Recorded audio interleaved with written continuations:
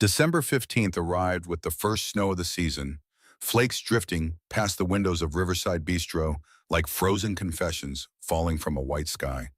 James Conner watched them settle on the glass, each crystal a reminder of another December 15th, 10 years ago, when snow had fallen just like this, when his wife Sarah had died giving birth to their daughter Emma, when his entire world had split in two before and after. The restaurant hummed with Saturday lunch conversation, silverware against china, the comfortable noise of people who didn't know their lives could shatter in a single moment. James sat across from Emma, 7 years old now, with Sarah's dark hair and his own gray eyes, watching her cut her chicken tenders into precise squares the way she always did. His chest tightened with love, so fierce it bordered on pain, and he reached across to touch her hand. She looked up, fork paused midair. Daddy? The words lodged somewhere between his heart and his throat. Three simple words, the most important words. But his vocal cords locked, his jaw locked. His jaw tensed, and all he managed was a smile that didn't reach his eyes. Emma smiled back, patient with his silence the way she'd learned to be, and returned to her careful cutting. She knew. She always knew. But knowing wasn't the same as hearing, and James hated himself a little more each time he failed at her. Movement caught his attention. A woman and a small girl approached the hostess stand, the mother's hand protective on her daughter's shoulder. The woman wore a faded blue dress under a threadbare coat, and something about the way she studied the menu sent recognition flooding through James's chest. He knew that look. The careful calculation of someone counting every dollar, weighing hunger against dignity, survival against pride.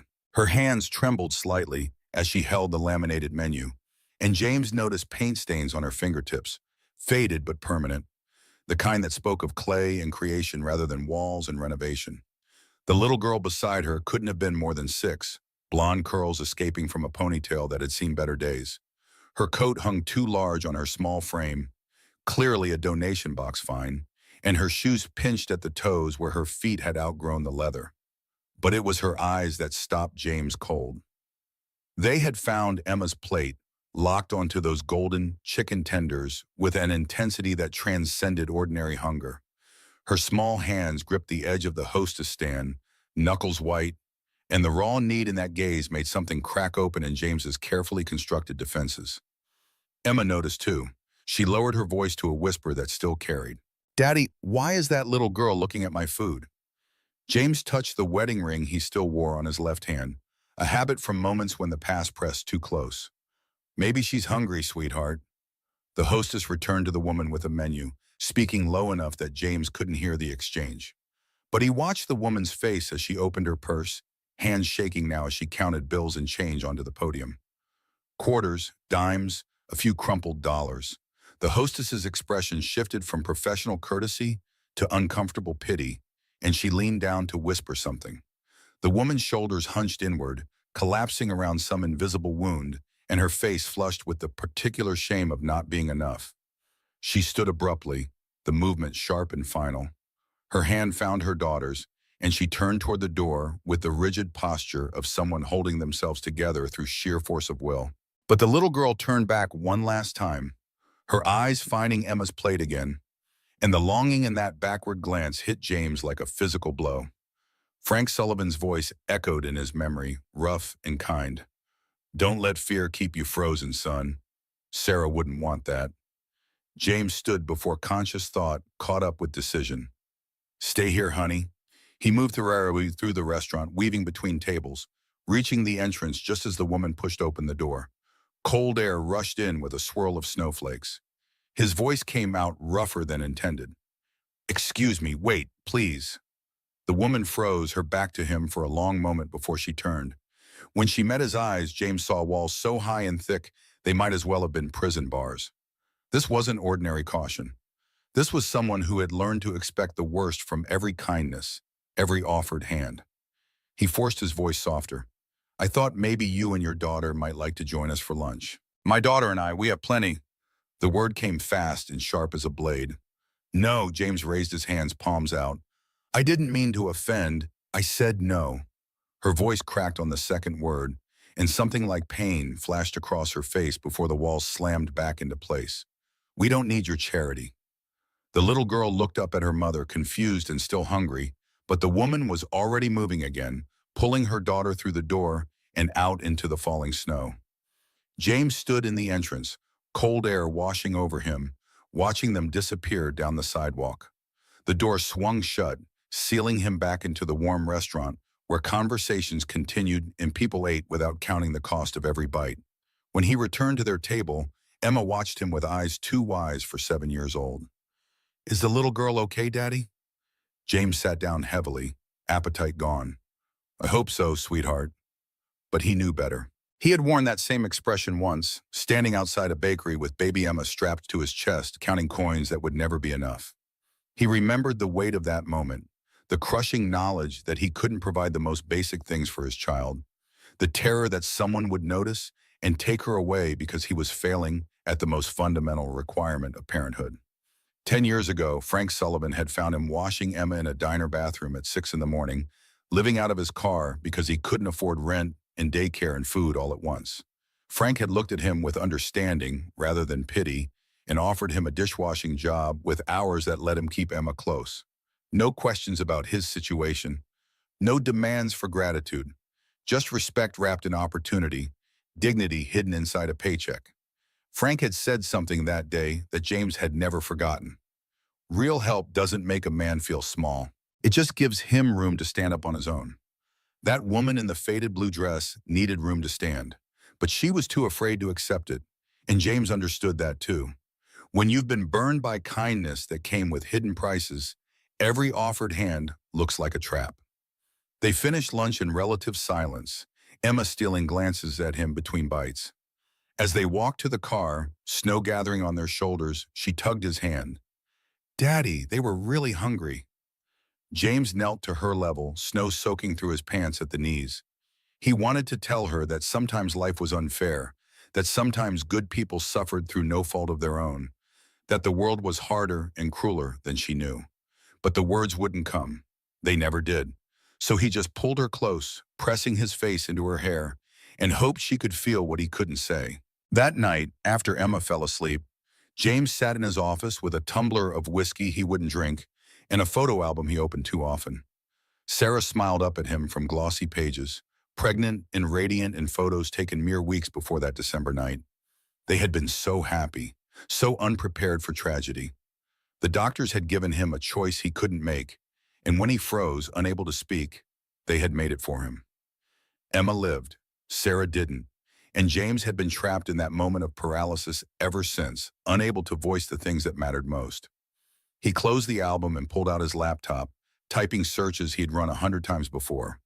Riverside Community Center, homeless services, family assistance programs. He volunteered at the center twice a month, serving meals and sorting donations, but he'd never found the right opportunity to truly pay forward what Frank had given him. Frank had died 2 years ago from a heart attack, collapsing behind the register of his diner on a Tuesday morning. His last words to James, spoken the week before at their final lunch together, still echoed. "Don't waste your life being afraid to feel things. That's not living. That's just existing." James had promised to do better. He hadn't kept that promise. But maybe that woman in the blue dress was his chance.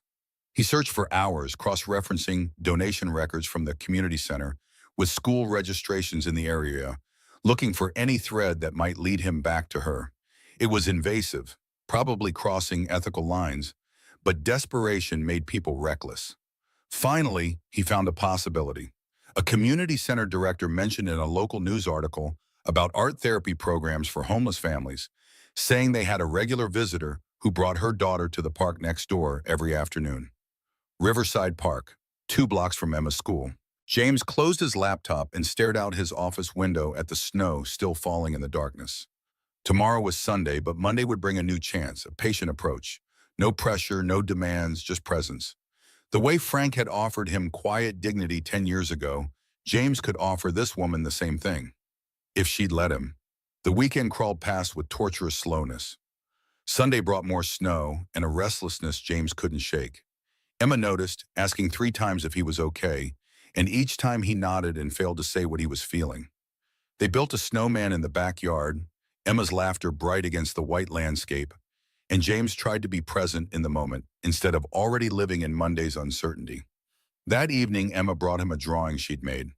Two stick figures holding hands, one small and one large, with a yellow sun overhead. She had written in careful letters, "Daddy and me." James stared at it, throat closing around words that wouldn't come. Emma waited, patient and expectant, and he knew what she wanted to hear. Three simple words. But his jaw locked, his chest tightened, and all he could do was pull her into a hug and hope she understood. She hugged him back, her small arms fierce around his neck.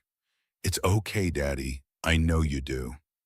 The fact that she had to know instead of hear made James want to put his fist through the wall. But Emma pulled back, smiling, and kissed his cheek before running off to brush her teeth. James sat alone with her drawing, that crude representation of their incomplete family, and made himself a promise. He would learn to speak again. Somehow, for Emma, for himself, for the man Frank had believed he could be. Monday morning arrived with clear skies and bitter cold, the kind of December chill that made breath visible and skin ache. James dropped Emma at school, then drove to Riverside Park instead of his office. The park was nearly empty, just a few joggers and dog walkers braving the cold. He parked and walked to a bench with a clear view of the playground, far enough away to not be threatening but close enough to notice, and waited. An hour passed. 2. James answered emails on his phone, made calls to clients, managed his business from a frozen park bench like some kind of corporate stalker. He knew how it looked, knew if anyone asked what he was doing, he'd have no good answer. But something Frank had taught him refused to let go. When you see someone who needs help and you have the means to give it, you don't walk away just because it's uncomfortable. At 11:30, they appeared. The woman and her daughter walked into the park from the south entrance. The little girl bundled in that too large coat, the woman carrying a plastic grocery bag.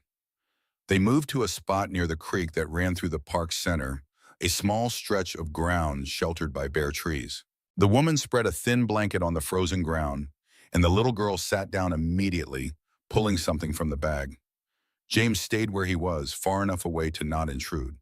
He watched them for 15 minutes, saw the easy affection between mother and daughter, the way the woman smoothed her daughter's hair, and the girl leaned into her touch. They were doing something together, hands moving in tandem, but James couldn't make out what from this distance. He came back Tuesday. Same time, same bench. The woman noticed him this time, her body stiffening when she spotted him across the park. She kept herself between James and her daughter, protective and wary, but didn't leave. Progress, maybe. Or just determination not to be driven from their spot. Wednesday, he brought Emma after school. They sat on his usual bench, and Emma immediately spotted the other little girl across the park. "Daddy, that's her, from the restaurant." James put a hand on Emma's shoulder. "I know, sweetheart, but we're going to stay here and give them space, okay? Sometimes people need time before they're ready for help." Emma frowned but nodded, swinging her legs under the bench. 20 minutes later, though, curiosity won.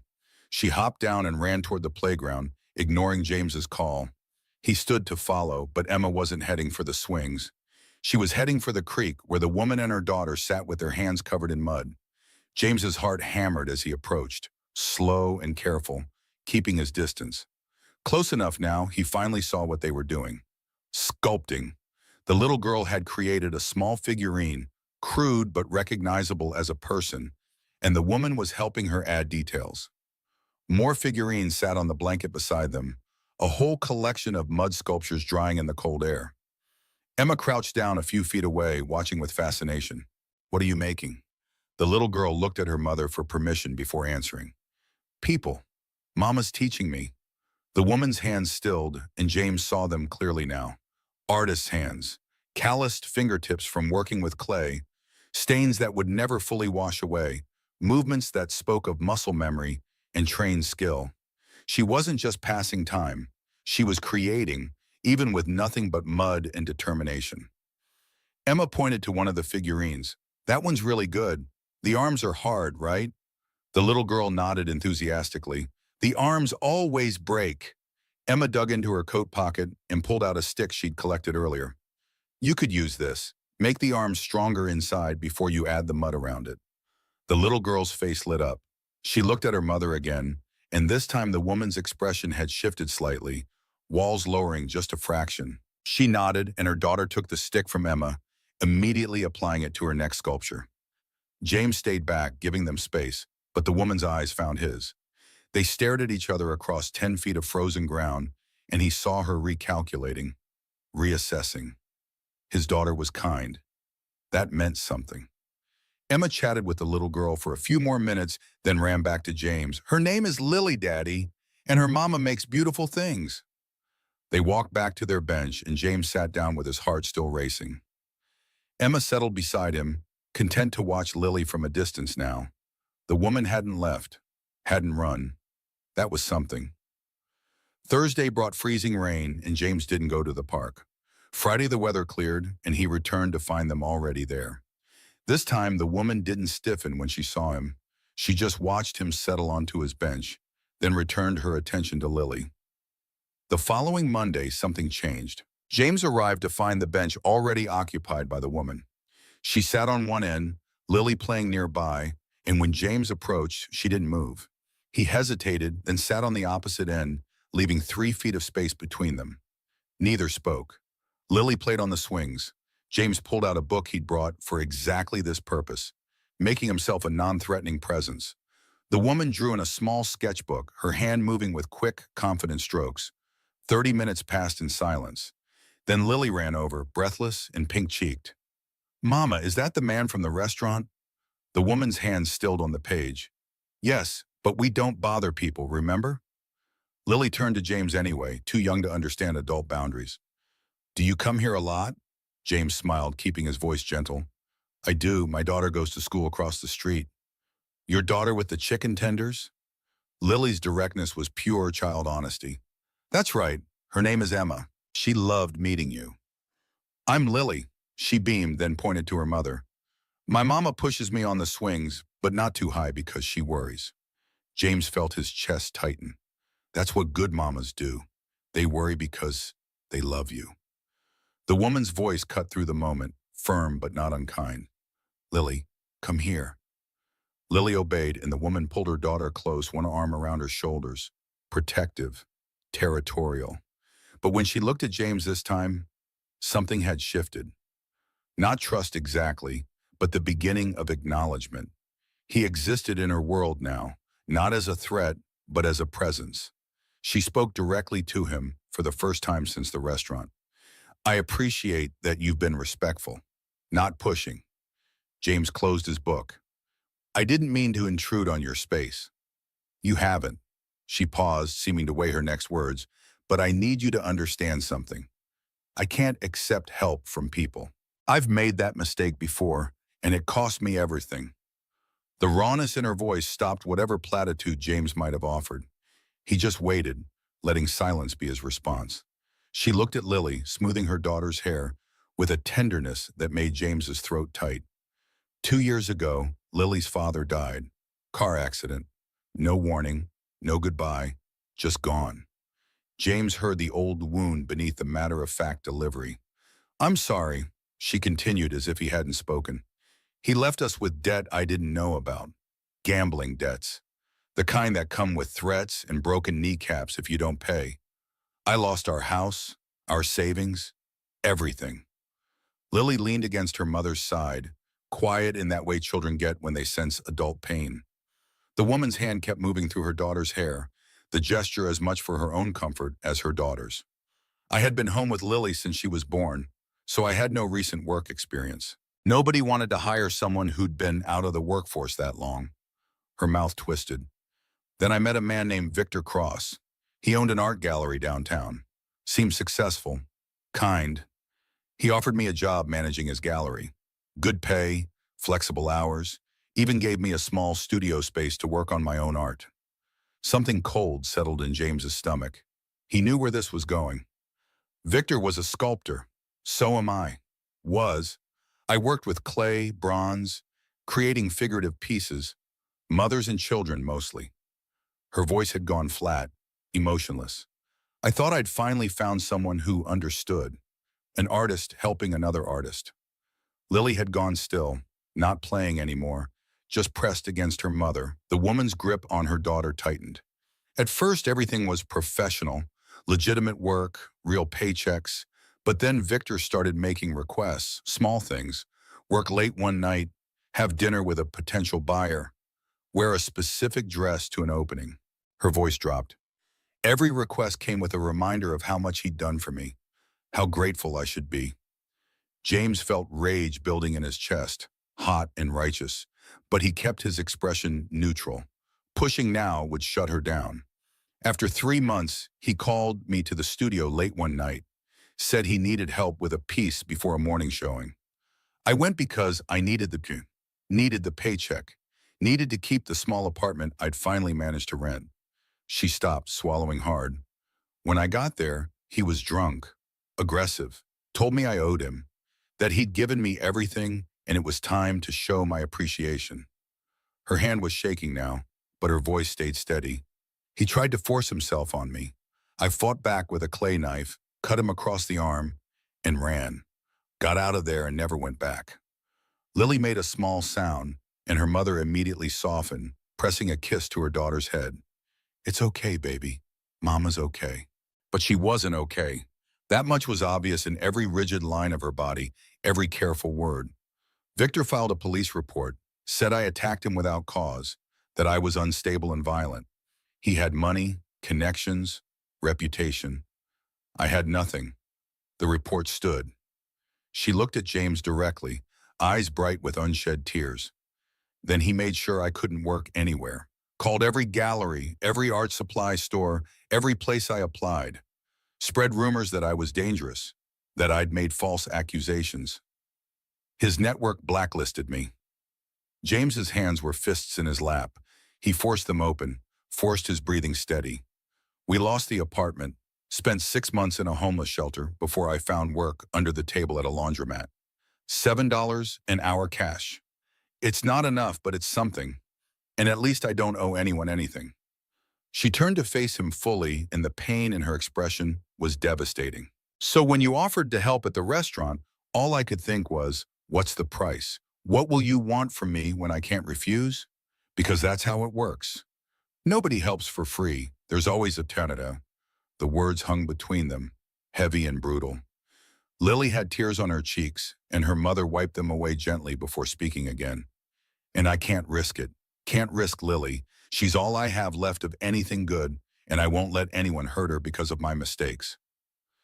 James sat with that for a long moment, feeling the weight of her trauma, her fear, her fierce protectiveness. When he spoke, he kept his voice low and steady. I'm sorry that happened to you. I understand why you wouldn't want to take that risk again. She watched him warily, waiting for the other shoe to drop. I'm not going to tell you I'm different. James met her eyes. Words are cheap. Victor probably said all the right things too. Her expression flickered with surprise. But I want you to know something about me. He turned the wedding ring on his finger, a nervous habit from moments of honesty.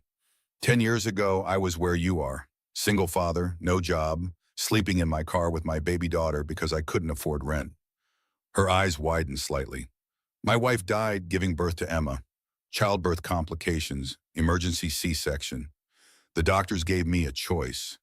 Save my wife or save my baby. His throat tightened, but he forced the words out. I froze, couldn't speak, couldn't decide. So they decided for me. Emma lived. Sarah didn't. The woman's defensive posture softened, just slightly. After Sarah died, I couldn't function. Lost my job, lost our apartment, ended up living in my car with a newborn, terrified every single day that someone would see us and take Emma away because I was failing her. The memory still had teeth. I was where you are, desperate, afraid, broken. Lily had stopped crying, listening with the intense focus children bring to adult confessions. A restaurant owner named Frank Sullivan found me washing Emma in his diner bathroom at 6 in the morning. He didn't call social services. He didn't offer charity.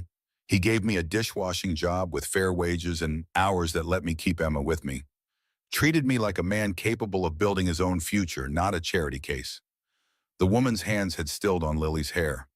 Frank died 2 years ago, but before he did, he told me something I've never forgotten. He said, "Real help doesn't make a man small. It just gives him room to stand up on his own." James paused. Then he said, "When you're in a position to help someone else, do it. Not because you want something back, because it's the right thing to do. That's how you pay me back." The woman was crying now, silent tears tracking down her cheeks. "How do I know you're not just better at the game than Victor?" "You don't." James didn't look away. "You can't know. Trust has to be built through actions, not words. So I'm not asking you to trust me now." "Then what are you asking?" "I'm asking you to consider the possibility that there might be another way. A way forward that doesn't involve being trapped or owned or owing anyone anything." She wiped her eyes roughly. "What kind of way?" James pulled a business card from his wallet, held it out but didn't move closer. "I own a consulting firm, Connor Design. We help businesses rebuild after they've failed, turn around struggling companies, redesign their operations, give them a second chance." She stared at the card but didn't take it. "I need someone for administrative work. Scheduling, client correspondence, managing files. It's real work with real responsibilities." He set the card on the bench between them. "But I also noticed your hands. You're an artist." Her breath caught. "Sometimes we need design concepts for client presentations.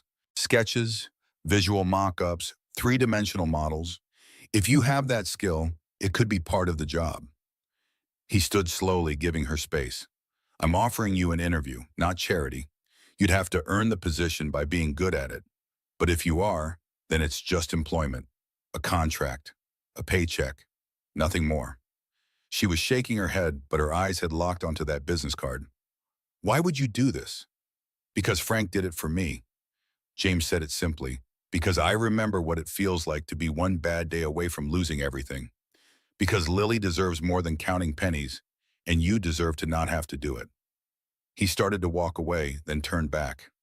"Frank told me something else before he died. He said, 'Don't let fear keep you frozen, son. That's not living. That's just existing.'" James looked at the woman directly, hoping she could hear what he was really saying. "I'm still learning what that means. Maybe you are too." He left the card on the bench and walked away, heart pounding harder than any business deal had ever made it. This felt more important, more real. Behind him he heard nothing, but he didn't look back. She needed time, space, the dignity of making her own choice without pressure. 3 days passed with no call. James went about his business, managing clients, reviewing proposals, sitting through meetings. But his mind kept returning to that bench, to the woman whose name he still didn't know, to Lily's bright smile and her mother's guarded eyes. On the 4th day, his office phone rang. The receptionist's voice came through the intercom. "Mr. Connor, there's a Rachel Morrison on line 2. She says you met at the park." James's hand was shaking as he picked up the phone. "This is James Connor." "Mr. Connor, this is Rachel Morrison. We met at the park." Her voice was formal, careful. "I'd like to schedule an interview if the position is still available." Relief flooded through him so strongly he had to sit down. "It is. When would work for you?" They settled on Monday morning, 10 o'clock.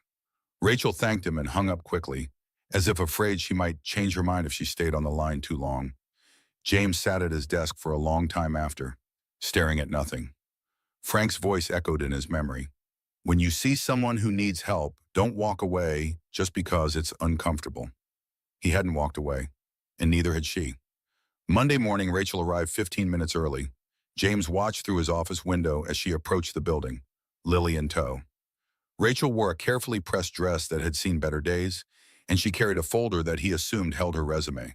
Her hair was pulled back severely, every gesture tight with nervous energy. The receptionist buzzed him. "Mr. Connor, Ms. Morrison is here." "Send her in." Rachel appeared in his doorway, Lily holding her hand.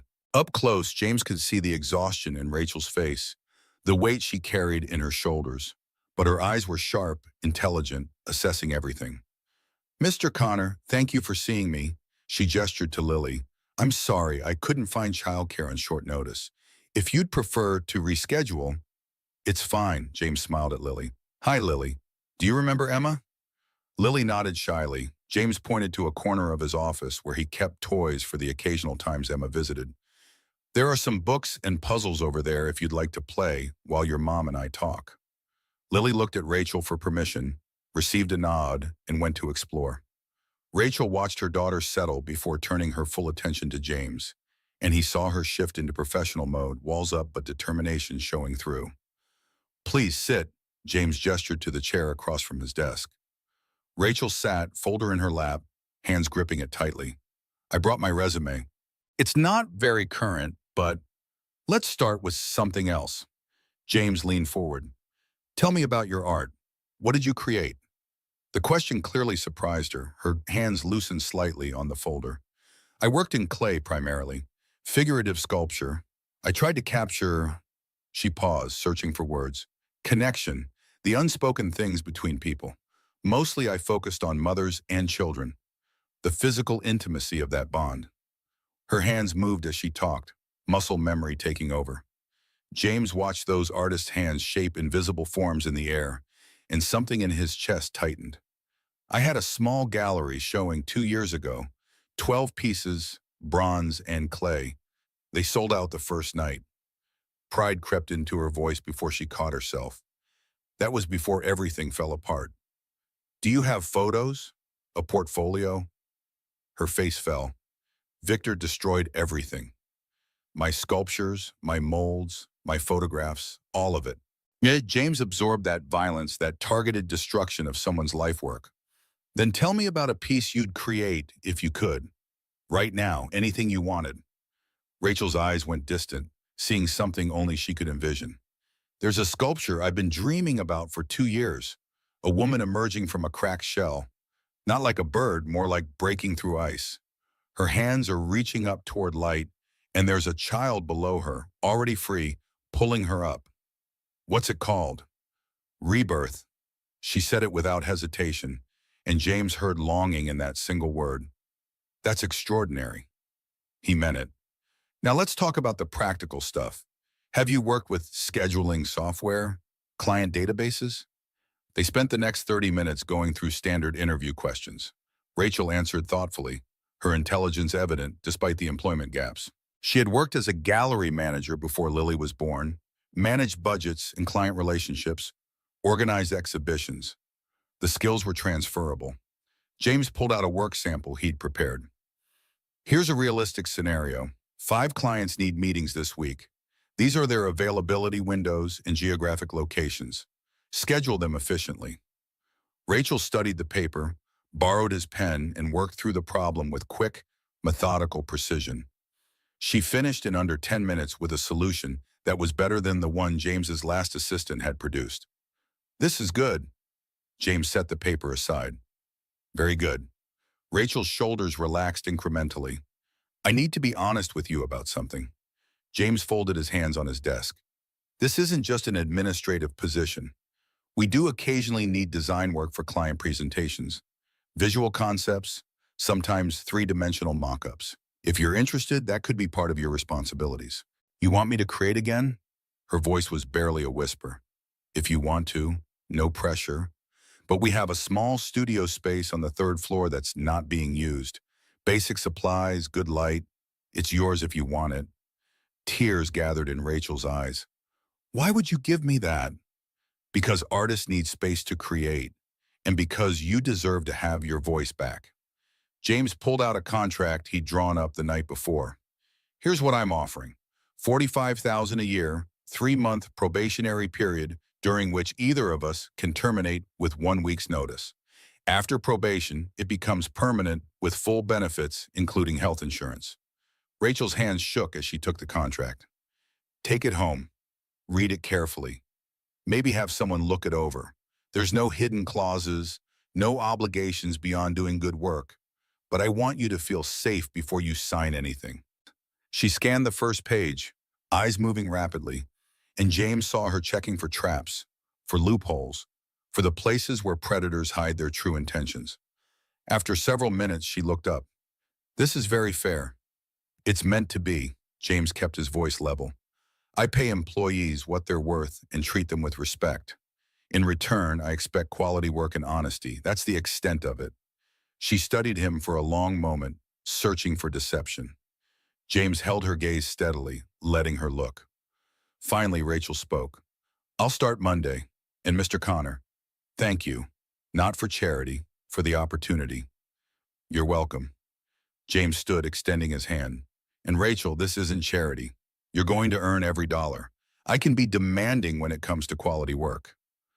For the first time, she smiled, small and tentative, but real. Good. I wouldn't respect you if you weren't. They shook hands, and James felt something shift between them.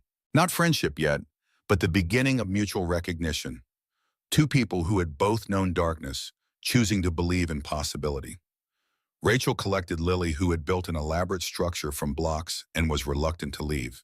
As they walked to the door, Lily turned back. Mr. Connor? Yes, Lily? Does this mean my mama gets to make beautiful things again? James's throat tightened. He looked at Rachel, whose eyes were bright with unshed tears, and forced himself to answer. I hope so. They left, and James stood at his window watching them walk to the bus stop. Rachel held Lily's hand, her spine a little straighter than before, her steps a little less burdened. It wasn't much. It wasn't everything. But it was a beginning. His phone buzzed with a text from Emma. Can Lily come over for a play date? James smiled and typed back. Soon, sweetheart. I think that might work out soon. That night, unable to sleep, he sat in his office and pulled out the photo album. Sarah smiled up at him from frozen moments. Forever young, forever pregnant, forever lost. He touched her face in the photograph, that familiar ache blooming in his chest. I'm trying, he whispered to her image. I'm trying to be the man Frank believed I could be. The photo didn't answer, but James felt something loosen in his chest anyway. A beginning of release, perhaps, or just the first crack in 10 years of frozen grief. The following Monday, Rachel arrived 15 minutes early again, this time in a thrift store blazer that was slightly too large but professional enough. She had dropped Lily at a subsidized after-school program James had helped her arrange, and her hands were steadier than they'd been during the interview. James introduced her to the team, 8 people who welcomed her warmly. He showed her to her desk, walked her through their systems, and gave her a realistic workload for her first day. Not too much, but not so little she'd feel patronized. By lunch, Rachel had reorganized their filing system in a way that made more sense than what they'd been using. By end of day, she'd caught 3 scheduling conflicts that would have caused problems and resolved them efficiently. James stopped by her desk as she packed up. Good first day. See you tomorrow? Yes, Rachel stood, gathering her coat. And Mr. Connor, thank you for treating me like a professional, not a charity case. You are a professional, he meant it. See you in the morning. She left, and James watched her go with something close to hope stirring in his chest. This could work. She was good at the tour, and more than that, she was beginning to trust. Not fully, not yet, but the walls were lowering incrementally. Over the following weeks, Rachel settled into the rhythm of the office. She arrived early, stayed late when needed, and brought quiet competence to everything she touched. The team liked her, respected her work, and James noticed how she gradually relaxed around them. But the real change came on a Friday afternoon in late December when James found Rachel standing in the third-floor studio, staring at the supplies he'd had delivered. Professional clay, sculpting tools, a workspace with natural light and room to create. She touched the clay with reverent fingers, and when she looked at him, tears streamed down her face. This is too much. James leaned against the doorframe. It's an investment in the company's creative consultant, but mostly it's because I want you to have your voice back. I don't know how to thank you. Then don't. He took a step closer, not too close, respecting her space.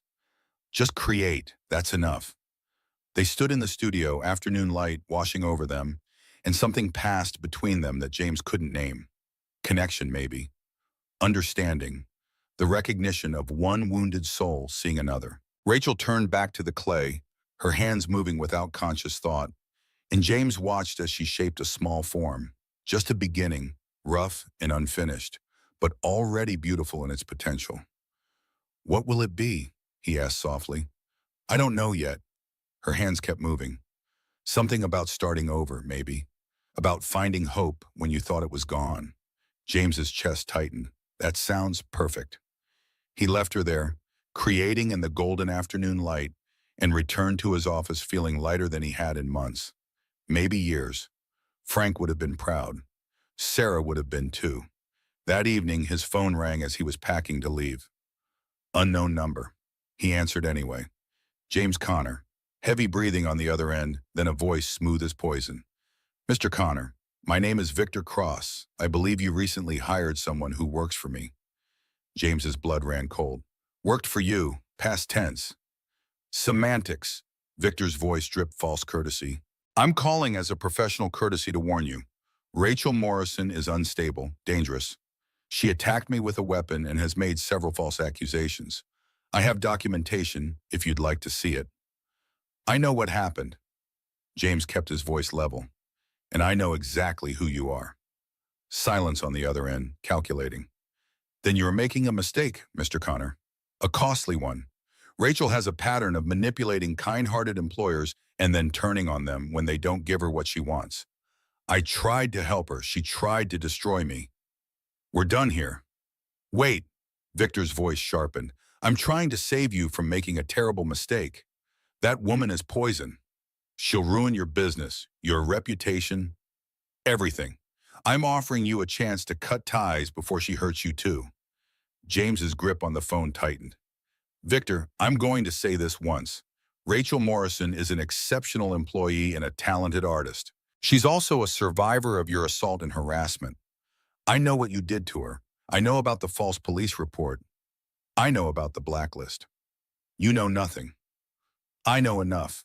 James's voice went cold. And I know that if you come near her, if you contact her, if you so much as breathe in her direction, I will make it my personal mission to expose every allegation against you. Because Rachel isn't your only victim, is she? The silence that followed was thick with rage. You're making a very dangerous enemy, Mr. Connor. No, you made an enemy the moment you hurt someone I care about. James ended the call before Victor could respond. His hands were shaking. He sat down heavily, heart racing, and tried to breathe through the adrenaline. Victor knew where Rachel worked. Victor was already positioning himself to destroy her again. James pulled up Rachel's number, but his thumb hovered over the call button. It was nearly 7 at night. She was probably home with Lily, maybe finally relaxing, maybe for the first time in months feeling safe. Calling her now would shatter that fragile peace. Tomorrow, he'd tell her tomorrow. And together, they'd figure out how to stop Victor before he could hurt her again. But as James sat alone in his darkening office staring at his phone, he couldn't shake the feeling that the real fight was just beginning. The morning after Victor's call, James arrived at the office before dawn, exhaustion written in the shadows under his eyes. He'd spent the night rehearsing how to tell Rachel that her predator had found her, that the safety she'd barely begun to trust was already compromised. Every version of that conversation ended with her walking away, and James couldn't stomach the thought of watching her disappear back into survival mode. Rachel appeared at 8:30 sharp, color in her cheeks from the cold walk, something almost resembling peace in her expression. She'd been working on a sculpture in the third-floor studio during lunch breaks, and James had noticed how the creative work was softening edges she'd kept razor-sharp for protection. Seeing her now, knowing what he had to destroy, made his throat close around words that needed saying. He was still working up the courage when his receptionist buzzed at 10:15. Mr. Connor, Victor Cross is here for his 10:30 appointment. The world tilted sideways. James stared at his phone, trying to process how Victor had an appointment when James had never made one. Then understanding hit like a fist to the gut. Victor had scheduled this weeks ago, back when James had been considering his consulting proposal, back before Rachel walked into his life and made the choice obvious. Through his office window, James watched Rachel at her desk freeze, color draining from her face as she stared at the reception area. Her hands went still on her keyboard, and even from this distance, James could see her stop breathing. Victor appeared in the waiting area, expensive suit and predator's smile, and his eyes found Rachel immediately. Something cruel flickered across his face, satisfaction at having cornered his prey. He approached her desk with the confidence of a man who'd never faced real consequences. Rachel, his voice carried false warmth. What a delightful surprise. Rachel stood on unsteady legs, and James was already moving, crossing his office in 3 strides. But Victor kept talking, volume calculated to carry. I had no idea you'd found employment here. Small world. He glanced at James approaching. James, wonderful to see you. I believe you've met my former assistant. The word assistant carried weight, implying ownership, implying things that made James's hands curl into fists. Rachel's face had gone blank. That defensive emptiness of someone who'd learned to disappear inside themselves when threatened. James positioned himself between Victor and Rachel. Victor, I wasn't expecting you. We have a 10:30 appointment to finalize the gallery redesign contract. Victor's eyebrows raised in polite confusion, but his eyes were calculating. Unless there's been some miscommunication. There's been no miscommunication. I'm declining the project. Victor's expression shifted, edges sharpening beneath the veneer of courtesy. May I ask why? We had an agreement in principle. Circumstances changed. I see. Victor's gaze slid past James to Rachel, who stood rigid as stone. Does this have anything to do with Ms. Morrison? Because I feel obligated to warn you, as one businessman to another, that she has a history of making unfortunate allegations against employers who try to help her. Rachel flinched, and James felt rage flood hot through his veins. What I know about Rachel's history is that she survived your assault and your systematic destruction of her career. James kept his voice level through sheer force of will. What I know about you is that you're a predator who uses power to hurt vulnerable women. So no, Victor, we won't be doing business, now or ever. The mask cracked completely, Victor's face contorting with barely contained fury. You are making a serious mistake. I have documentation, police reports, witnesses who will testify to her instability. If you choose to believe her lies over my reputation, your reputation is built on silencing victims. James took a step forward. I'm not interested in being part of that machinery. You need to leave. Victor's hands clenched, and for a moment James thought he might actually witness the violence Rachel had described. But Victor was too smart for that, too practiced at maintaining his public face. He smoothed his expression back into something resembling civility. Your choice, Mr. Connor. But when she turns on you the way she turned on me, remember that I tried to warn you. He left without waiting for response, and the office fell into uncomfortable silence. Other employees had witnessed the exchange, faces varying degrees of shocked and curious. Rachel stood frozen at her desk, arms wrapped around herself, breathing too fast and too shallow. James touched her elbow gently. Rachel, come with me. She followed mechanically into his office, and he closed the door behind them. The moment privacy settled, she started shaking, hands trembling so violently she had to grip the chair back to stay upright. He found me. He found me, and now he's going to destroy this too. Her voice came out high and strained. He'll tell everyone I'm crazy, that I attacked him, that you made a mistake hiring me.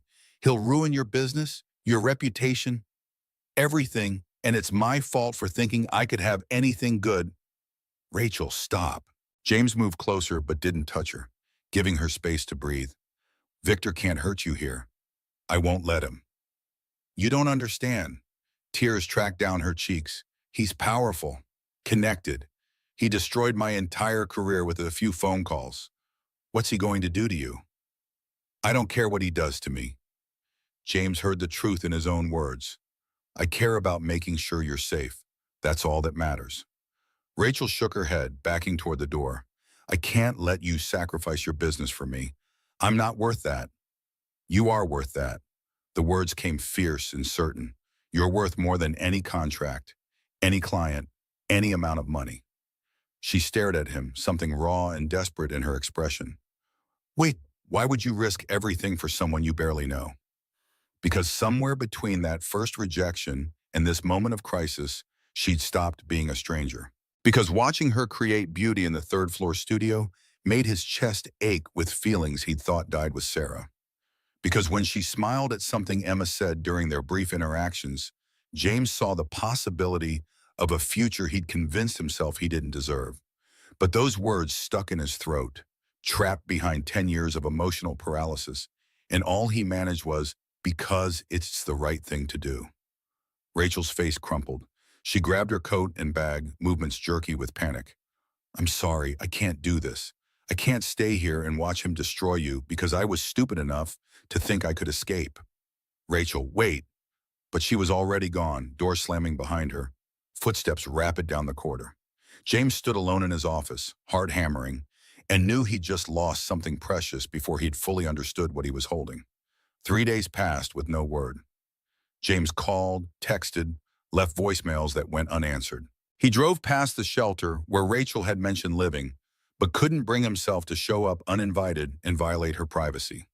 Emma asked repeatedly about Lily, and James had no good answers to give. On the fourth night, his phone rang at 9:30. Rachel's number. James answered before the second ring.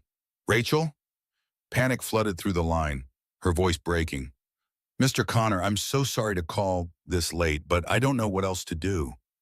Words tumbled out fast and frightened. Lily's sick, really sick. High fever, she can't breathe right. And I need to take her to the emergency room, but I don't have anyone, and I know I quit and shouldn't ask, but which hospital? James was already grabbing his keys. County General, but you don't need to. I'm coming. He locked his office, ran for the elevator. Don't worry about anything except getting Lily the care she needs. I'll be there as soon as I can. The drive took 23 minutes through evening traffic, every red light an eternity. James parked illegally and ran through the emergency room entrance, scanning faces until he spotted Rachel in the pediatric waiting area. She sat hunched forward, Lily limp in her arms, the little girl's face flushed scarlet with fever, and her breathing labored even from across the room. Rachel looked up as he approached, and the relief that washed over her features made something in James's chest crack open. She'd called him. After everything, in her moment of greatest fear, she'd reached out to him. He sat beside them, close but not touching. How is she? They think pneumonia. Rachel's voice shook. They want to admit her, run tests, start IV antibiotics. She's been coughing for days, but I thought it was just a cold, and I didn't have money for a doctor, and now, her voice broke. Now she can't breathe, and it's my fault. This isn't your fault. James kept his voice steady, an anchor in her storm. You're getting her help. That's what matters. Rachel's eyes were red and swollen. They asked about insurance. I don't have insurance. I don't know how I'm going to pay for this. Let me worry about that. No, sharp and immediate. I can't let you do that. That's exactly what I can't do. A nurse appeared, calling Lily's name. Rachel stood with her daughter, and James followed them back to the examination area without asking permission. The nurse took Lily's vitals, pulse ox reading dangerously low, and a doctor arrived within minutes to examine the struggling child. Definitely pneumonia. The doctor's expression was serious. We need to get her admitted, start oxygen and IV antibiotics immediately. Rachel's hands shook as she signed consent forms, and when the financial counselor appeared asking about payment arrangements, she opened her mouth, but nothing came out. James stood and pulled the counselor aside, speaking low and quick. Send all bills directly to me. James Connor, I'll provide my information at the desk. Before the counselor could respond, he added, and I'm not a relative, just covering the costs. Rachel Morrison maintains all medical decision-making authority. Is that clear? The counselor nodded and left, and when James returned to Rachel's side, she was staring at him with tears streaming down her face. Why are you doing this? They admitted Lily to pediatric intensive care, hooking her to monitors and oxygen, starting antibiotics that dripped through an IV in her small arm. The little girl was too sick to be scared, just lay in the bed breathing hard while Rachel held her hand and tried not to fall apart. James pulled a chair beside Rachel's. Neither spoke for a long time, just sat in the sterile room, listening to monitors beep and Lily's labored breathing. Around midnight, Rachel's voice came soft and broken. 3 months ago, I was washing other people's underwear for $7 an hour, living in a shelter with mold on the walls and Lily coughing every night. She didn't look at him, just stared at their joined hands on Lily's blanket. I thought that was my life now, that I'd destroyed any chance at something better. James waited, letting her find her words. Then you showed up at that restaurant, and you kept showing up, even when I was cruel, even when I made it clear I didn't want your help. A tear dripped onto the blanket. Nobody had been that patient with me in so long. Nobody had treated me like I was worth the effort. You were always worth the effort. Rachel turned to face him, and the vulnerability in her eyes was devastating. When Victor showed up at your office, I panicked. Thought it was happening again. Thought you'd believe him over me, or fire me to avoid the drama, or ask me to leave before I contaminated your business with my problems. Instead, I told him to go to hell. Instead, you chose me. Fresh tears fell. You rejected a $150,000 contract because of me. Nobody's ever done that. Nobody's ever put me first. James wanted to tell her that she deserved to be put first, that any decent human being would make the same choice, that walking away from Victor was the easiest decision he had ever made. But the words tangled in his throat, blocked by a decade of being unable to voice what mattered most. So instead, he reached over and took her hand, threading their fingers together. Rachel stared at their joined hands like she'd never seen such a thing before, then gripped tight enough to hurt. They sat like that for hours, holding hands while Lily struggled to breathe and machines monitored every heartbeat. Around 3 in the morning, Rachel's head dropped onto James's shoulder, exhaustion finally overwhelming fear. He sat very still, barely daring to breathe, feeling the weight of her trust like something sacred and fragile. Dawn filtered through hospital windows in shades of gray and pink. Lily's fever finally broke around 6, her breathing easing as the antibiotics began to work. She opened her eyes, saw her mother, and managed a weak smile. "Hi, Mama." Rachel burst into tears, pressing her forehead to Lily's hand. "Hi, baby. You scared me so much." Lily's gaze drifted past her mother, finding James in the chair beside them. "Mr. Connor came?" "Yes, sweetheart. He came to make sure you were okay." "That's nice of him." Lily's eyes were already drifting closed again, pulled under by medication and exhaustion. "He's good people, Mama." Rachel looked at James over her daughter's sleeping form, and something passed between them that had no words. Understanding, maybe. Recognition of the moment they'd just survived together. The knowledge that something fundamental had shifted. "Thank you." Rachel's voice was hoarse from crying. "Not just for the hospital bill, for showing up, for staying, for proving that maybe I was wrong to think everyone was like Victor." James's throat was too tight to speak, so he just squeezed her hand. Rachel squeezed back, and they sat in the growing light, watching Lily breathe easier, both of them exhausted and relieved and changed. Over the next 3 days, Lily recovered quickly under the careful attention of hospital staff. Rachel barely left her daughter's side, and James brought her meals and changes of clothes, sat with her during the long evening hours when fear crept back in. Emma visited twice, bringing drawings and stuffed animals, sitting on Lily's bed and making her laugh despite the oxygen tubes. The second evening, while the girls watched a movie together, Rachel and James stood in the hallway drinking terrible coffee from the vending machine. Rachel had showered that morning for the first time in days, borrowed clothes from a donation box, and looked marginally less destroyed. The shelter called. She stared into her coffee cup. "There's a mold problem, buildings being evacuated for repairs, minimum 2 weeks. They're trying to place people in other shelters, but with Lily just getting out of the hospital." She trailed off, the implications clear. James didn't hesitate. "I have a guest house, 2 bedrooms, fully furnished. You and Lily can stay there until you find something permanent." Rachel's walls started going up immediately. "James, I can't. It's sitting empty, has been for months." He kept his voice matter of fact, giving her room to preserve dignity. "Lily needs to recover in a clean, stable environment. This isn't charity, it's just practical. Everything with you is practical." But her voice held something almost like affection. "The bow, the studio, the hospital bills, all just practical, right?" James met her eyes. "Would you believe me if I said it was more than that?"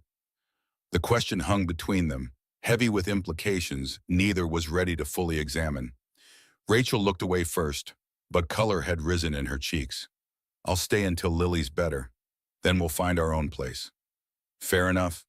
They moved into the guest house 2 days later, Lily discharged with strict instructions about rest and follow-up appointments. The house was small but beautiful, far nicer than anything Rachel had lived in since David died. She stood in the doorway trying not to cry while Lily ran from room to room, squealing with delight at having her own bedroom. Emma appeared within minutes, pulling Lily toward the main house with promises of cookies and her collection of stuffed animals. Rachel started to protest, but James touched her elbow. Let them play. You need rest too. Rachel looked up at him, standing close enough in the doorway that he could see gold flecks in her brown eyes. You keep taking care of me. How am I supposed to maintain any independence when you keep being so relentlessly decent? Maybe independence is overrated. James's voice came out rougher than intended. Maybe asking for help is its own kind of strength. Is that what Frank taught you? That's what you're teaching me. The words slipped out before James could stop them. Vulnerable and honest, and Rachel's breath caught. They stood in the doorway, snow beginning to fall again beyond the porch, and the air between them felt charged with possibility. Then Emma's laugh rang out from the main house, breaking the moment.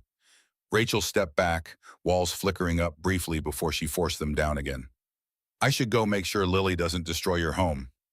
Our home, James corrected softly, for as long as you need it. That evening, Rachel and Lily joined them for dinner in the main house. James cooked pasta while Emma set the table with exaggerated care, determined to make their guests feel welcome. Lily was still weak but improving, eating slowly and leaning against her mother between bites. The conversation flowed easier than James expected, Emma chattering about school and Lily adding quiet observations, Rachel gradually relaxing into the domestic normalcy. After dinner, the girls disappeared to Emma's room, and Rachel insisted on helping with dishes. They worked side by side at the sink, Rachel washing while James dried, and the silence between them felt comfortable rather than awkward. Rachel's hands moved efficiently through soapy water, and James found himself watching the way light caught on soap bubbles, the way Rachel's profile softened when she smiled at something from the other room. Can I ask you something? Rachel didn't look at him, kept her focus on the plate she was scrubbing. Anything. Why can't you say certain things? Emma mentioned once that you have trouble with... She trailed off, searching for diplomatic phrasing. With words that matter. James set down the dish towel, leaning against the counter. With feelings, especially the important ones. Rachel finally looked at him, curiosity and compassion mixing in her expression. When Sarah was dying, the doctors gave me a choice. Save her or save Emma. The memory still had teeth after 10 years. And I froze, opened my mouth and nothing came out.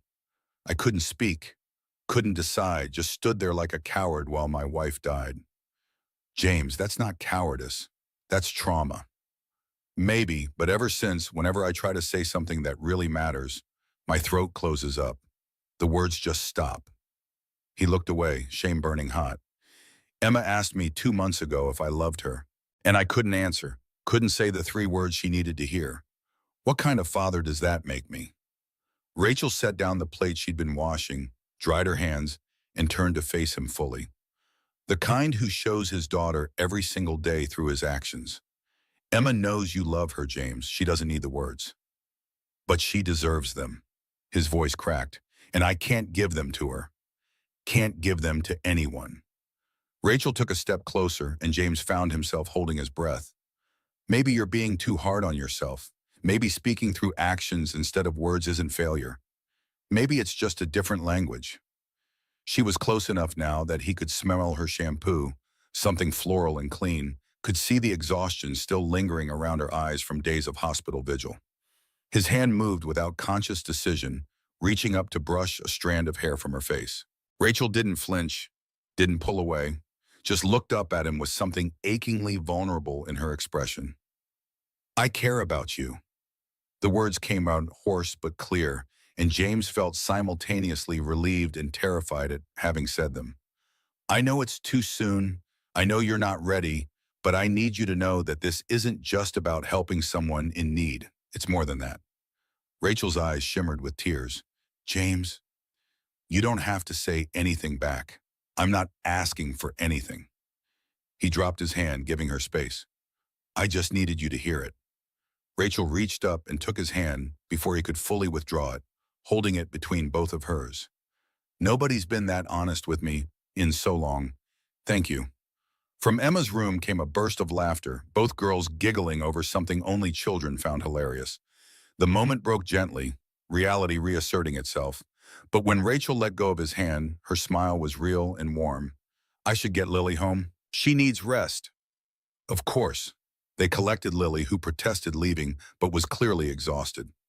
Rachel carried her daughter to the guest house, and James stood on his porch watching them go, watching the lights come on in the small house, watching Rachel's silhouette in the window as she put Lily to bed. Emma appeared at his elbow. "Daddy, do you like Miss Rachel?" James looked down at his daughter, at her knowing smile and wise eyes. "Yes, sweetheart, I do." Like her, or just regular like her? Like her. Admitting it felt both terrifying and freeing. Emma hugged his waist. "Good, I like her too, and Lily should be my sister." James wrapped his arms around his daughter, pressing his face into her hair. The words "I love you" pressed against his teeth, desperate for release, but his throat locked as always. Emma squeezed him tighter. "It's okay, Daddy, I know." But it wasn't okay. James was so tired of knowing being enough. Someday, somehow, he needed to learn how to speak the words that mattered. Before it was too late, before he lost another chance at happiness because he couldn't force 3 simple words past his damaged throat. That night, lying in bed unable to sleep, James's phone buzzed with an email. Unknown sender. He opened it with dread coiling in his gut. The email contained no message, just attachments. Police reports with Rachel's name highlighted, photos of Victor with visible bruising, court documents showing restraining order applications that had been denied, a systematic collection of documentation designed to paint Rachel as unstable and dangerous. The sender address was generic, untraceable. But James knew exactly who had sent it. He deleted the email without reading beyond the first document. Whatever Victor thought he could accomplish by sending manufactured evidence, it wouldn't work. James had made his choice, and nothing in some falsified police report would change that. But the email was a warning. Victor wasn't done. The real fight was just beginning. The morning after Victor's threatening email, James arrived at the office before dawn to find his inbox flooded with client concerns. 3 messages requested urgent meetings to discuss contract terms.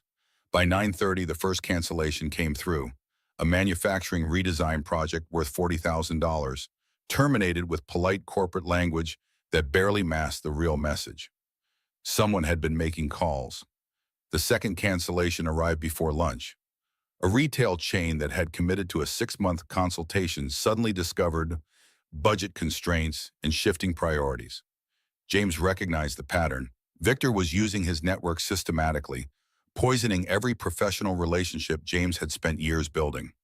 Rachel appeared in his doorway at 1 o'clock, reading the tension in his posture. "How many?" 3 confirmed cancellations. 2 more clients asking questions about our hiring practices and company stability. James closed his laptop with controlled force. "Victor's executing exactly what he promised, destroying my business the way he destroyed your career." "This is my fault." Rachel's voice went hollow. "I brought this into your company. Cost you clients, reputation, revenue." "Stop." James stood and moved around the desk. "Victor is costing me business, not you. He's the one making threatening calls and spreading lies. You're just guilty of surviving his assault." Rachel's hands twisted together, old defensive habits surfacing. "But if I hadn't taken this job, if I'd just stayed invisible, then you'd still be washing underwear for $7 an hour while your daughter coughed in a moldy shelter." James kept his voice steady. "And Victor would still be hurting women. The only difference is nobody would be fighting back." Something shifted in Rachel's expression, walls giving way to steel. "Then let me help you fight him. I know his tactics, his connections, how he manipulates people. I spent 2 years watching him destroy lives. Let me use that knowledge. What are you proposing?" Rachel's spine straightened with decision. "Victor's power comes from isolation. He keeps victims separated, ashamed, silent. If we can find the other women and convince them to stand together." She paused, gauging his reaction. "Multiple victims with corroborating stories. That's not he said, she said anymore. That's a pattern." James saw the warrior emerging through survivors' caution. They'd have to go public, face scrutiny, judgment, Victor's retaliation. "I'll go first." No hesitation. "I'll be the one who stands up publicly. Show them it's possible to speak and survive." The thought of Rachel exposing herself to public attack made James's chest tighten with protective fury. But treating her like something fragile that needed shielding would insult everything she'd fought to become. If you do this, Victor will come at you with everything he has. It could get brutal. It's already brutal. Rachel's voice carried certainty. At least this way I'm fighting instead of hiding. James pulled his lawyer's business card from his desk. Call her. Sarah Hutchins specializes in harassment cases. Tell her everything. Let her guide you through the legal process properly. Rachel took the card, fingers brushing his in a contact that sent familiar electricity through his arm. They'd been living in careful proximity for 3 weeks now, sharing dinners and conversation, dancing around attraction that sparked whenever they touched. But neither had pushed beyond that moment at the sink, both aware of Rachel's healing and James's limitations. Thank you for believing me enough to let me do this. James wanted to say that belief had nothing to do with it, that he'd seen her courage from that first day at the park, that watching her transform from terrified to fierce made him feel things he'd thought died with Sarah. But his throat locked around the confession, so he just squeezed her hand. The next afternoon, Rachel met Amy Chen at a coffee shop on the city's north side. James stayed behind despite every instinct screaming to accompany her. This conversation needed to happen between survivors without his male presence complicating dynamics. Rachel returned 3 hours later with tear-stained cheeks and blazing determination. She found James in his office reviewing damage control strategies for hemorrhaging clients. Amy's been documenting everything for 5 months. Rachel's voice shook with emotion. Photos of bruises, text messages where Victor explicitly demands sexual favors, recordings of him threatening her job if she didn't show appreciation. Well, she's been gathering evidence because she knew nobody would believe her word against his. Will she testify? Yes, and she found another victim. Jennifer Park worked for Victor 4 years ago. Same pattern, kindness into coercion into assault. He forced her out and blacklisted her exactly like he did to me.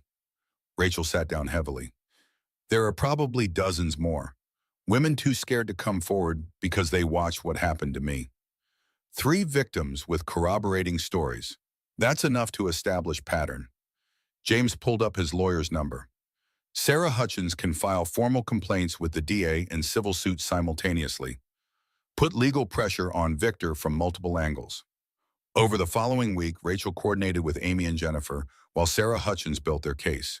They gathered documentation, recorded statements, prepared for the public exposure that would follow. James watched Rachel transform into someone barely recognizable from the defensive woman at the restaurant. She made strategic decisions, supported the other women through panic attacks, channeled her pain into systematic planning. The morning they filed the lawsuit, Victor's response came within hours. His lawyer issued a statement to local media painting all 3 women as vindictive opportunists with mental health issues seeking financial settlements. By evening, social media had exploded with opinions, most of them ugly, many targeting Rachel specifically with accusations of gold digging and weaponized victimhood. James found her that night in the 3rd-floor studio, hands covered in clay, sculpting with violent intensity. She'd created a figure struggling against wire bonds, the metaphor painfully obvious. The comments are worse than I expected. Her hands kept moving, shaping anguish into form. People calling me liar, whore, saying I should be arrested for false accusations. Strangers who know nothing about what happened, deciding I'm the villain. James wanted to track down every hateful commenter and force them to understand what Rachel had survived, what courage speaking required. Instead, he positioned himself beside her workspace, steady presence in her storm. Frank used to say other people's opinions are just noise. The only voice that matters is the one telling you who you are. He kept his tone gentle. Who are you, Rachel? Her hands stilled in wet clay. I'm someone who refuses to stay silent while predators hurt people. Then the noise doesn't matter. She looked at him, tears cutting through clay dust on her cheeks. How do you always know what I need to hear? I don't. The admission came rough. Most of the time I can't say anything at all. Words stick in my throat and I feel like a coward. But with you, something's different. You make me want to trip in. Rachel crossed to the sink, washing clay from her hands with deliberate care. When she turned back, Vulnerability replaced fierce determination. What is this between us, James? We're living in proximity, raising our daughters together, building something I can't name. But what are we actually doing? The question James had been avoiding because naming things required words that wouldn't come. He forced himself to meet her eyes, to push past paralysis. I don't have language to define it, but it's real, and it matters more than anything has mattered since Sarah died. Rachel took a step closer. I'm damaged in ways that might never fully heal. You deserve someone who isn't carrying this much broken history. You're not damaged. James reached up, framing her face with unsteady hands. You're healing. There's a profound difference, Vaughn. She leaned into his touch, eyes closing. I'm terrified of trusting again, of letting someone close enough to destroy me the way Victor tried to. I'm terrified too. The confession cost him everything. Of saying wrong things, of failing at basic emotional communication, of losing someone I care about because I'm too broken to love correctly. Rachel's eyes open, searching his face with desperate hope. Maybe we can be broken together. Maybe that's enough. James kissed her then, tentative and careful, giving her every opportunity to pull away. Rachel kissed back with intensity that stole his breath. When they finally separated, both shaking, James rested his forehead against hers. 3 words pressed against his teeth with desperate urgency. The most important words. But his throat locked, his jaw tensed, and the paralysis held firm. Rachel pulled back slightly, seeing his struggle written across his face. It's okay. I don't need the words yet. But you deserve them. What I need is for you to keep choosing me. Keep showing up. Keep being exactly who you are. She smiled through tears. The words will come when they were ready. Tuesday morning, Victor appeared at the office without warning. James was reviewing quarterly projections when Rachel's voice came through the inner room, strained with barely controlled panic. Mr. Connor, Victor Cross is in reception. Security says he's refusing to leave. James moved immediately, finding Victor in the waiting area with face mottled red and gestures aggressive. Rachel stood behind her desk, visibly shaking but holding her ground. Other employees had stopped working, watching the confrontation unfold with varying degrees of shock and morbid curiosity. You can't go back there. Rachel's voice stayed level despite trembling hands.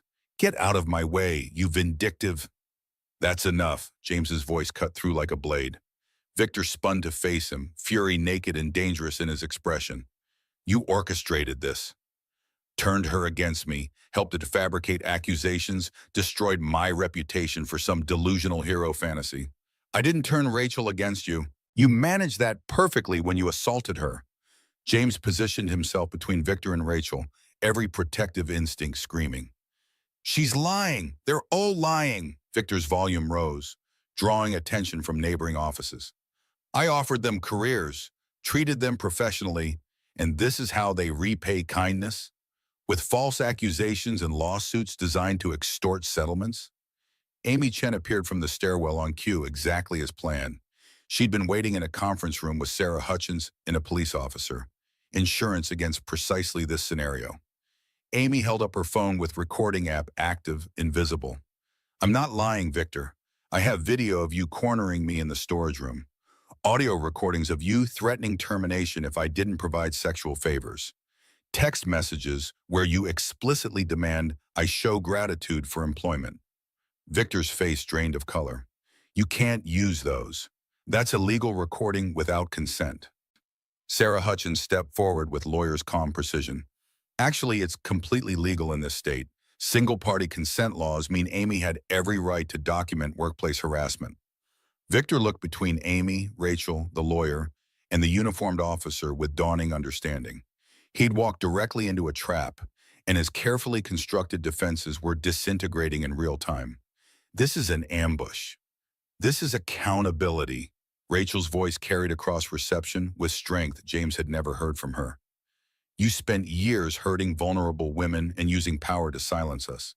But we're not silent anymore. We're not isolated. And your power was always an illusion. The police officer moved forward with practiced authority. Mr. Cross, we have questions regarding multiple harassment complaints filed with the district attorney. You can answer them here or accompany us to the station. Victor's composure shattered completely. He lunged toward Rachel with hands reaching and face twisted in rage. James intercepted his trajectory with body and momentum, shoving Victor backward before he could make contact. Security guards materialized instantly, restraining Victor before he could attempt another assault. You'll regret this, all of you. Victor struggled against restraining hands, all pretense of civility abandoned. I have lawyers, connections, resources. You have nothing. Rachel's voice cut through his threats with devastating calm. You only ever had power because we were afraid. But fear loses its grip when you face it directly. The officer read Victor his rights while security escorted him from the building. In the aftermath, the office fell into shocked silence. Rachel stood behind her desk with hands gripping the edge to stop their shaking, face pale but eyes blazing with fierce triumph. James wanted to pull her into his arms and hold her until the trembling stopped. Instead, he just stood beside her, steady presence, letting her own this moment of victory without diminishing it with protective gestures. I did it. Rachel's voice barely qualified as a whisper. I looked him in the face and didn't back down. You were extraordinary. The trial happened with surprising speed. Victor's lawyer tried arguing consent and misunderstanding, but Amy's recordings were devastating. Her phone captured Victor explicitly demanding sexual favors in exchange for continued employment. Jennifer's testimony corroborated the pattern. Rachel's hospital records from a panic attack after the assault provided medical documentation. The jury deliberated 4 hours. Guilty on 3 counts of sexual harassment and 1 count of attempted sexual assault. The judge's sentencing was uncompromising. 18 months in prison, 5 years probation after release, mandatory registration as a sex offender, and restraining orders prohibiting contact with all 3 victims. Standing outside the courthouse after sentencing, Rachel read a prepared statement to assembled media. Her voice stayed steady, carrying across the courthouse steps with conviction that came from surviving hell and refusing to stay silent. This verdict isn't just about one predator facing consequences. It's about survivors learning our voices matter, about refusing to let fear and shame silence truth. She paused, meeting cameras directly. If my story helps even one person find courage to speak up, then every brutal moment was worth surviving. James watched her address reporters with the confidence of someone who'd discovered her own strength, and pride swelled so fierce in his chest he struggled to breathe. This was the woman he loved, not the frightened shell from the restaurant, not the defensive employee from her first day, but this fierce warrior who transformed pain into power and refused to let trauma define her limits. That night, they celebrated quietly at home. Emma and Lily had convinced them to order pizza and marathon Disney movies, and the 4 of them sprawled across the living room floor, surrounded by cushions and blankets. Halfway through the second film, both girls fell asleep tangled together, and James carried Emma to her room while Rachel settled Lily in the guest house. When Rachel returned, James had poured wine and stood on the back porch watching March snowfall. Winter's last gasp before spring arrived for real. Rachel joined him with grateful smile, accepting the glass. Did you see Lily's face when the verdict came through? She said, my mama's a superhero who fights bad guys. She's not wrong. They sipped wine in comfortable silence, watching snow accumulate on the porch railing. After several minutes, Rachel's expression shifted to something more serious. Connor Design took significant financial damage because of me. Victor's retaliation cost you contracts, clients, revenue, reputation. She turned to face him directly. How do I ever repay that? You can't. That's not how this works. James set down his glass. Besides, the business is recovering already. Turns out some clients specifically want to work with companies that demonstrate integrity. We've picked up 4 new contracts this week alone. Still, you sacrificed a lot. I sacrificed money. James met her eyes. You sacrificed safety, privacy, peace of mind. You stood in front of cameras and relived trauma so other women wouldn't have to suffer alone. We're not even remotely equivalent. Rachel moved closer, and James's breath caught at her proximity. 6 weeks of living adjacent, sharing meals and conversation, stealing kisses in quiet moments. But they'd both been careful, moving slowly, letting trust build without pressure. I got a promotion offer today. Operations manager at 68,000 annually with full benefits and leadership responsibilities. That's extraordinary. You've earned it. Have I? I've only been here 5 months. You revolutionized our systems, caught critical scheduling errors, handled crisis situations with grace, and demonstrated leadership under impossible pressure. James smiled. You've earned it 20 times over. Rachel's teeth caught her lower lip in the nervous gesture James had learned meant anxiety. There's something else. A gallery around town wants to feature my work. Not Victor's gallery, a different one. They're planning an exhibition of survivor artists who create from trauma. Rachel, that's incredible. I'd have to finish pieces first, get back into bronze casting, create installations worthy of showing publicly. She gestured toward the studio above the garage. It would take months of dedicated work. Then we make space for that, whatever you need. Rachel's eyes shimmered in porch light. Why do you keep doing this?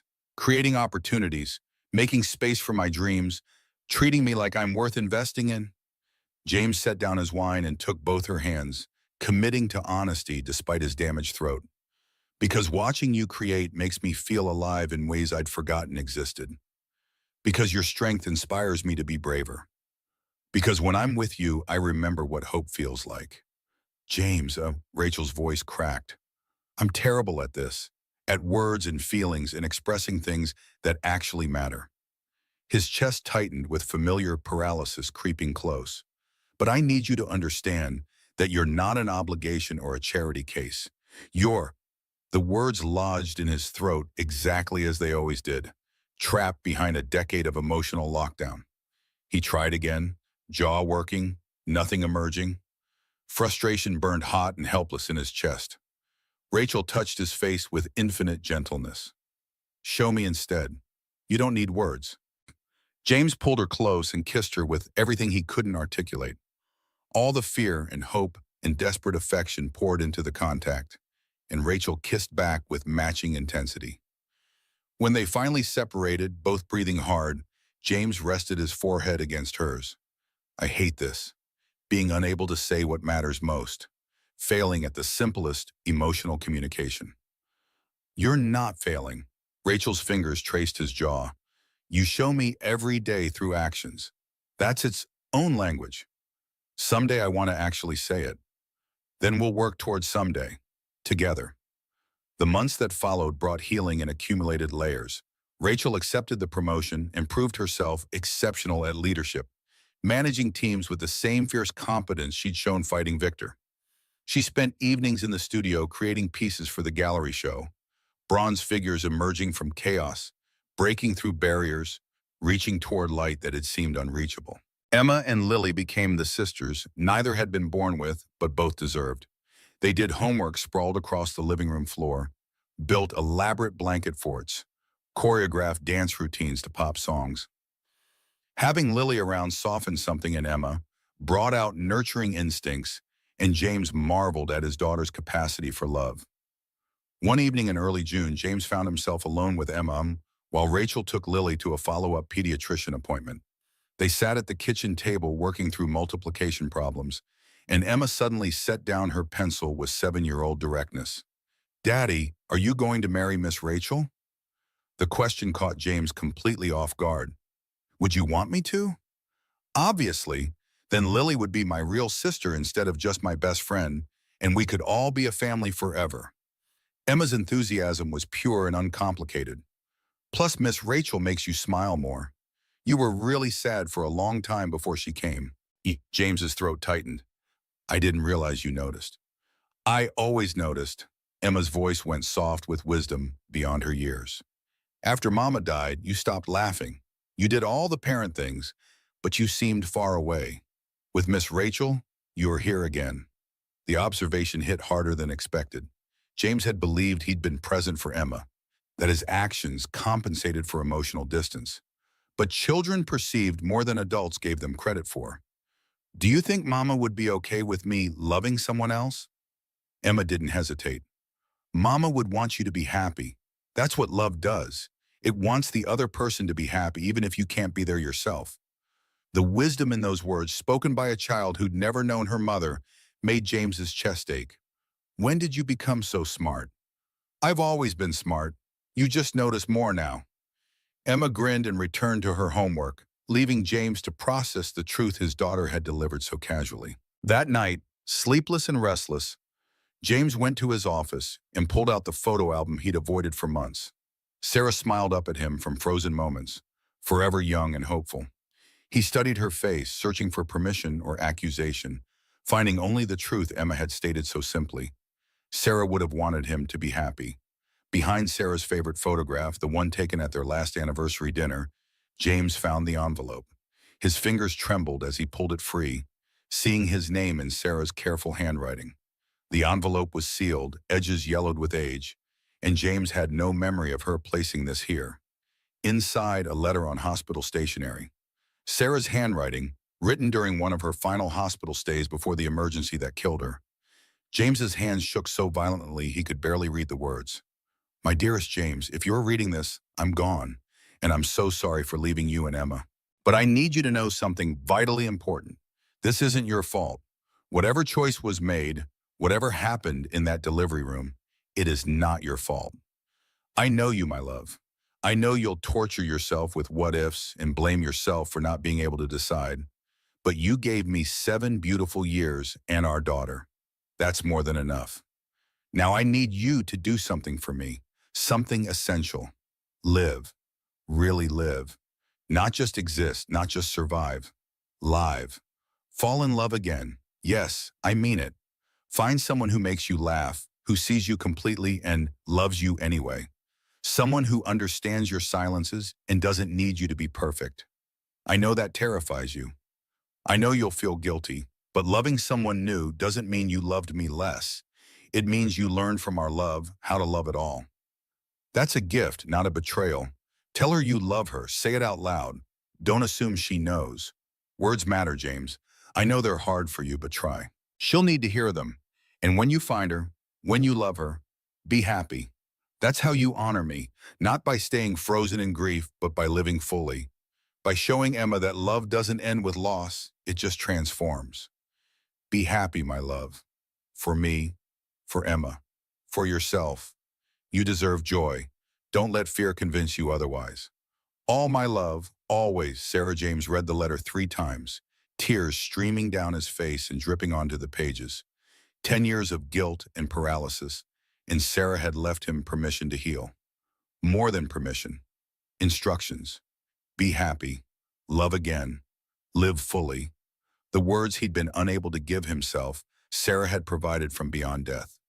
He sat at his desk until dawn broke, holding that letter and letting a decade of frozen grief finally thaw. Sarah had loved him enough to give him freedom. The least he could do was honor that gift by actually living.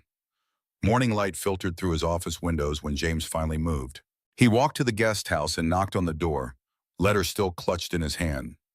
Rachel answered in pajamas with hair tousled from sleep, and concern flashed across her face when she saw his expression. What's wrong? I found a letter. From Sarah. She wrote it before she died. James held out the pages with shaking hands.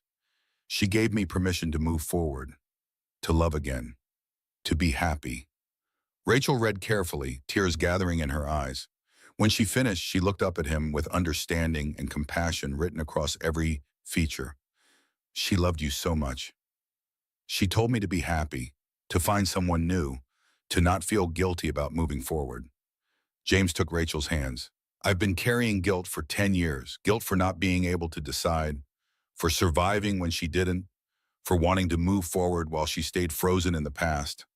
But Sarah was giving me permission all along. What changed? Everything. You changed everything. James pulled her closer. For 10 years, I thought healing meant forgetting. But you taught me that healing means integrating loss and choosing joy anyway. That surviving trauma doesn't require staying trapped in it. Rachel's hands came up to frame his face. James, are you saying, I love you? The words came rough but clear, breaking through a decade of paralysis. I love you, Rachel Morrison. I love your courage and your art and the way you make impossible things feel achievable. I love how you parent Lily and how patient you are with Emma and how you've taught me to be brave enough to try. Rachel was crying now, and James realized he was too. He kept talking, words pouring out like a broken dam releasing pressure. I love watching you create beauty from pain. I love your fierce determination and your soft heart and the way you make me want to be better. I love you and I'm done being afraid to say it out loud. Rachel kissed him with intensity that stole his breath, salt from their mixed tears flavoring the contact. When she pulled back, her smile was radiant. I love you too, so much it terrifies me. But maybe being scared is worth it when the person you love is worth the risk. Marry me, James said it simply, no hesitation or doubt. Not because you need rescuing or because it's practical. Because I want to build a life with you. Because Lily should be Emma's sister legally and you should be my wife and we should stop pretending we're not already a family in everything but name. Rachel laughed through tears. That's the worst proposal I've ever heard. Is that a yes? Of course it's a yes, you impossible man. Yes, I'll marry you. They stood on the guest house porch as dawn broke over the snow-dusted yard, holding each other and laughing and planning futures neither had dared imagine a year ago. Inside, Lily would be waking soon. In the main house, Emma would be starting her day. Their family, broken pieces that somehow fit together into something whole and beautiful. The wedding was small and perfect, held at Riverside Park under autumn leaves with close friends as witnesses. Emma and Lily served as flower girls in matching dresses, holding hands and giggling through the ceremony. Frank's widow attended, crying happy tears and telling James that Frank would have been so proud of the man he'd become. Rachel wore a simple ivory dress and carried wildflowers, and James managed his vows without freezing even once. I love you, Rachel Connor. You taught me to speak again, to feel again, to believe I deserved happiness. I promise to say it every day for the rest of our lives. December 15th arrived exactly 1 year after that first snow-filled encounter at Riverside Bistro. James made reservations at the restaurant where everything had begun, and they dressed formally, all four of them, and drove through falling snow to close the circle. The hostess seated them at the same table where James had first noticed Rachel and Lily.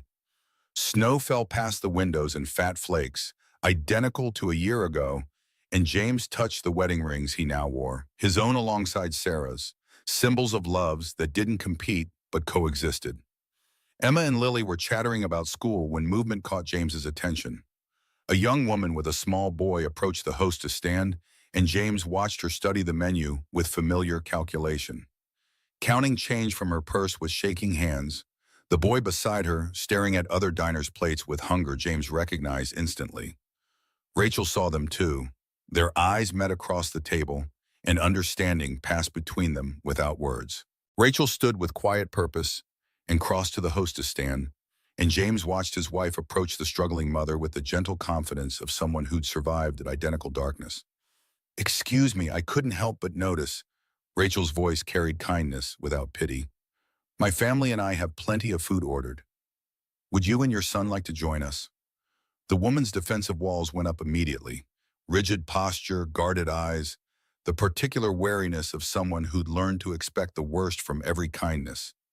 James recognized every element of her body language. He'd seen it before in Rachel at this exact location. We're fine, sharp and final. I know. I've been where you are. Rachel's voice stayed steady. Exactly a year ago, someone offered me help in this restaurant. I said no. I was wrong to refuse. The woman's eyes shimmered with tears. What do you want from me? Nothing, just to share a meal and maybe tell you about an opportunity. Rachel pulled out a business card. I'm operations manager at Connor Design. We're hiring for administrative positions, real jobs with fair wages, benefits, and respect. Call me Monday if you're interested. The woman, whose name was Laura, took the card with trembling fingers. She and her son joined them for lunch, and James watched Rachel navigate the conversation with perfect empathy, offering opportunity without pressure, hope without obligation. When they left an hour later, Laura had Rachel's number and a job interview scheduled, and her son had eaten until he couldn't manage another bite. After dinner, they drove directly to the gallery opening across town. Rachel had insisted on both events tonight when planning. Our past and our future celebrated in one evening. The gallery was packed with people admiring Rachel's work. Her sculptures lined the walls, bronze figures breaking through barriers, reaching toward light, transforming pain into beauty. Critics and collectors circulated with wine glasses, discussing artistic merit and emotional resonance. The centerpiece of the exhibition stopped James in his tracks every time he saw it. The Thaw stood spotlit in the gallery's center, a life-size bronze of a woman breaking through ice towards sun, a child already free reaching up to pull her to safety. The sculpture captured Rachel's entire journey in metal form. A prominent critic approached James as he studied the piece. "Your wife is extraordinarily talented. The emotional depth in these sculptures is remarkable. She creates from truth rather than technique. She transforms survival into art. That's what gives her work power." Later, after crowds thinned and only close friends remained, Rachel found James standing before the Thaw with Emma and Lily on either side of him. She joined them, completing their circle, and James pulled her close. "I'm so proud of you, of everything you've become. We became it together." Rachel laced her fingers through his. "You taught me that accepting help isn't weakness, that trust can be rebuilt after it's been shattered, that love exists without conditions or prices. You taught me to speak again, to feel again, to believe I deserved happiness after loss." James rested his forehead against hers. "Everything good in my life now exists because you were brave enough to take a chance on a stranger at a park bench. Everything good in my life exists because you refused to walk away when I pushed you to." Rachel smiled. "We saved each other." Emma tugged Rachel's sleeve with 7-year-old excitement. "Mama Rachel, your sculpture looks like you, breaking through ice to reach us." Lily nodded enthusiastically. "And we're already free, pulling you up." James's chest tightened at Emma calling Rachel Mama so naturally, at Lily understanding the metaphor her mother had cast in bronze. A year ago, he had been frozen in grief, unable to voice love, convinced his chance at happiness had died with Sarah in a hospital delivery room. Now he stood surrounded by chosen family, healed enough to help others heal, brave enough to speak truth. Through the gallery windows, snow continued falling on the city. Winter returning as it always did, but James no longer feared the cold. He'd learned that spring always followed winter if you were patient enough to survive. That frozen things could thaw. That endings held beginnings if you were brave enough to look for them. Frank's legacy continued through him, through Rachel, through every person they helped moving forward. Sarah's final gift had been permission to love again, and James had honored that gift by building something beautiful from loss.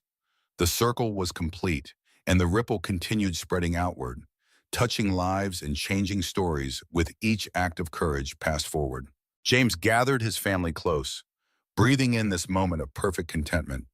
Emma and Lily pressed against their sides, Rachel warm in his arms, surrounded by sculptures that proved beauty could emerge from breaking. The Thaw stood behind them, bronze woman reaching toward light she'd thought lost forever.